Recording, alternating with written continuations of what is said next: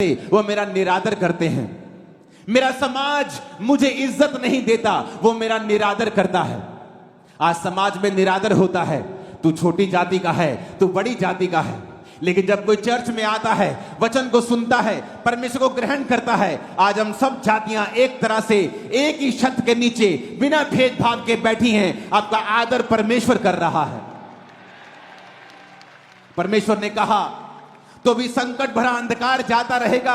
पहले तो उसने जबूलून और नप्ताली के देशों का अपमान किया, परंतु अंतिम दिनों में वो अन्य जाति को गलील को महिमा देगा। परमेश्वर ने वचन में लिखा है, जब जीसस क्राइस्ट ने प्रचार करना शुरू किया तो जबूलून और नप्ताली के देश से, गलील की झील से उसने प्रचार करना शुरू किया। जिन लोगों को अपमान मिला था, जिन लोगों को निरादर मिला था, परमेश्वर ने वहां पर जाकर बताया कि अब मैं जन्म ले चुका हूं और तुम्हारा निरादर अब मैं खत्म कर दूंगा। आज जितने लोग यीशु मसीह को अपना उद्धारकर्ता ग्रहण करते हैं, वो यीशु मसीह में धर्म नहीं बदल रहे। पूरी बाइबल में ईसाई धर्म नाम का एक भी शब्द तक नहीं है। तो आप कैसे कह सकते हो क्रिश्चियन धर्म?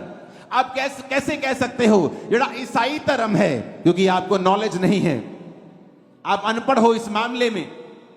जीसस ने कहा, तुम जो बेइज्जती से भरे हुए थे, अब मैं तुमको महिमा दूंगा।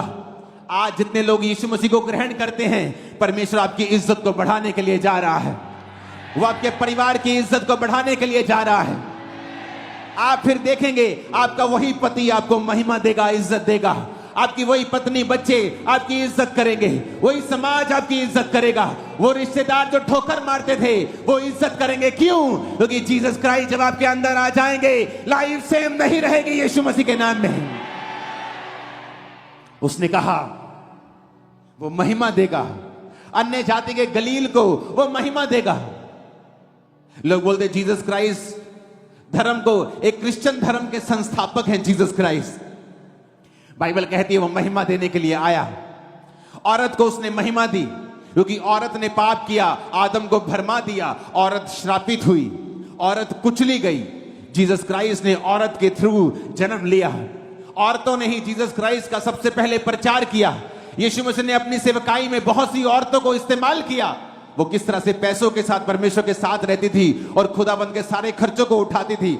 जिस औरत को शैतान ने नीचा किया, उसी औरत को परमेश्वर ने ऊंचा किया। इसलिए वो कहता है, मैं तेरी इज्जत को बढ़ाने के लिए आया हूं।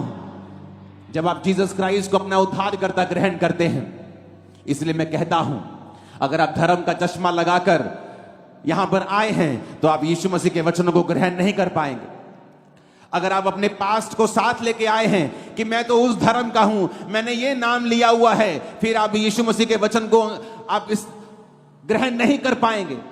जो फायदा आपका होना चाहिए वो नहीं हो पाएगा, क्योंकि आप इस दुनिया के संसार की चलाए चल रहे हैं। वचन कहता है, जो लोग अंधियारे में चल रहे थे, उन्होंने बड़ा उजाला देखा। जो घोर अंधकार से भरे हुए मृत्यु के देश में रहते थे, उन पर ज्योति चमकी। आज लोग मृत्यु के साए में रहते हैं। हर घर में कैंसर का आत्मा काम कर रहा है। हर घर में बीमारियां हैं। मृत्यु के देश में रहने का मतलब ये नहीं कि सब मर रहे हैं। किसी का बिजनेस मरा, किसी की फैमिली मरी, कोई अंदर से मरा, कोई बाहर से मरा हुआ है। लेकिन यीशु मसीह ने कहा, जो लोग घोर अंधकार से भरे हुए मृत्यु के देश में रहते थे, उन पर ज्योति चमकी।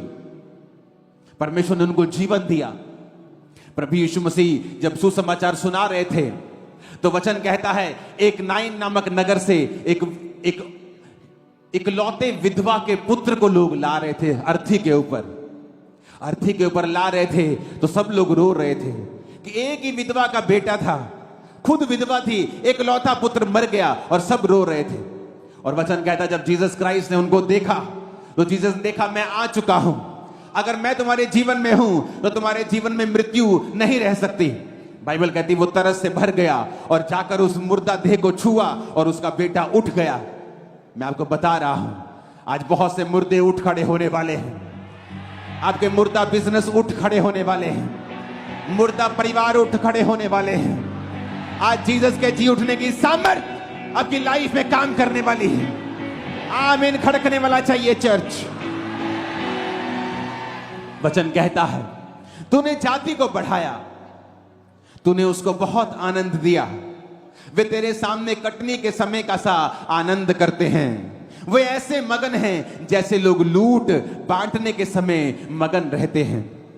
अगर आपने कल की मीटिंग, कल शाम की सेलिब्रेशन जो लोग अपने आप कर रहे थे, आज सुबह की सेलिब्रेशन देखी होगी जो लोग कर रहे थे, अगर आपने उन लोगों के आनंद को अगर आपने देखा होगा, आज सुबह के वो सब, कल शाम के वो सब जो नाच रहे थे, आज सुबह, कल शाम, कल रात, आपने वो आनंद जो यहां थे उन्होंने देखा था।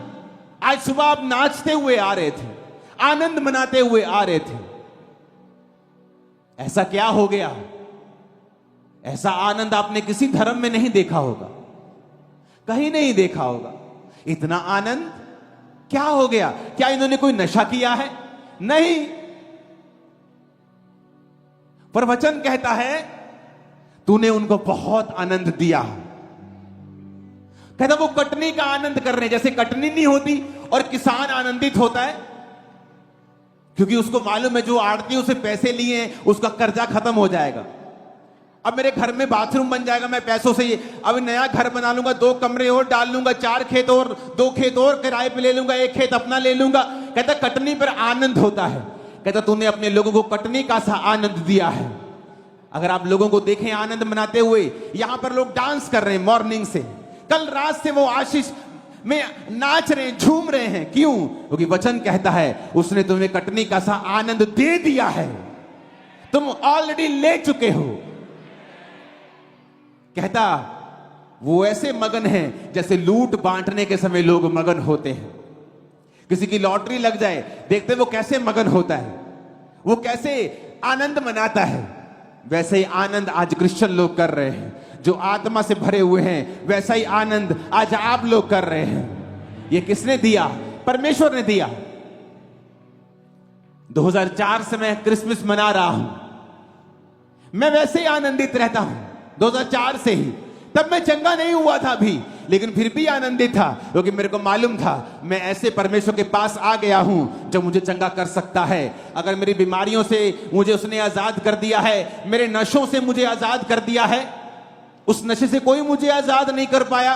सुबह 12 बजे नशा छोड़ता था, नहीं करता था 12 बजे तक, तो फिर घूमता था। मैं आनंदित था 2004 में कि परमेश्वर ने मुझे आजाद किया। 5 में, 6 में, 7 में, आज 24 आ गया, 20 साल हो गए, मैं आनंद में झूम रहा हूं क्योंकि यह आनंद मुझे किसी इंसान ने नहीं, परमेश्वर ने दिया है। किसी इंसान ने दिया होता तो जब वो मुझसे नाराज होता मुझसे छीन लेता। ये तूने मुझे बर्थडे विश नहीं किया, दे मेरा आनंद, तो मेरे कहने में आया नहीं, मेरा आनंद वापस कर दे। लेकिन बाइबल कहती है आनंद तुम्हें परमेश्वर ने दिया है, और यही आनंद वो देने के लिए इस पृथ्वी के ऊपर आया।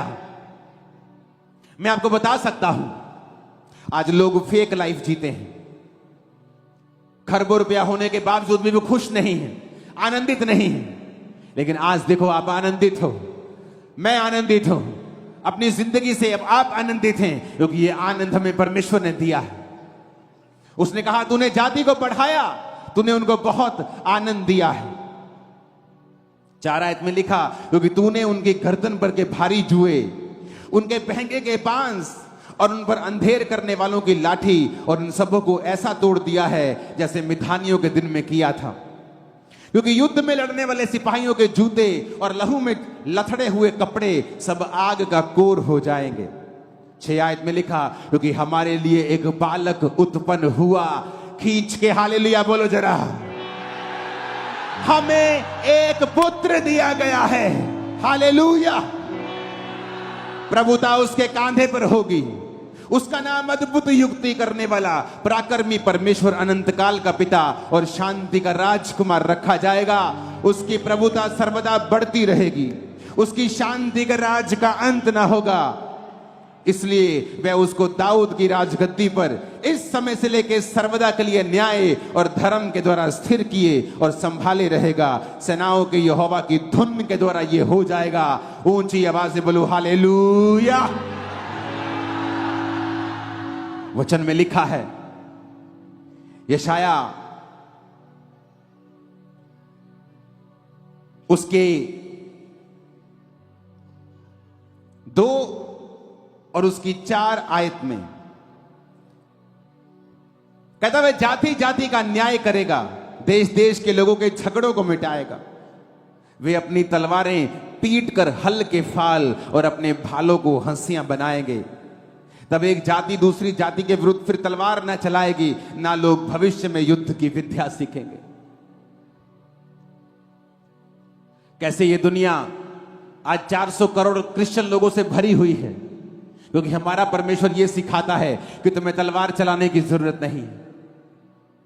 कहता भविष्य में तुम तलवार की शिक्षा नहीं सीखोगे। आज कोई आपका विरोध करता है, चर्च कभी नहीं कहती तलवार ले जाओ और उन लोगों के खिलाफ खड़े हो जाओ। इसलिए हम 400 करोड़ हैं, आज के बाद 401 करोड़ हो जाएंगे। कहता भविष्य में लोग युद्ध की विद्या नहीं सीखेंगे, आत्मा से भरे हुए मिलेंगे।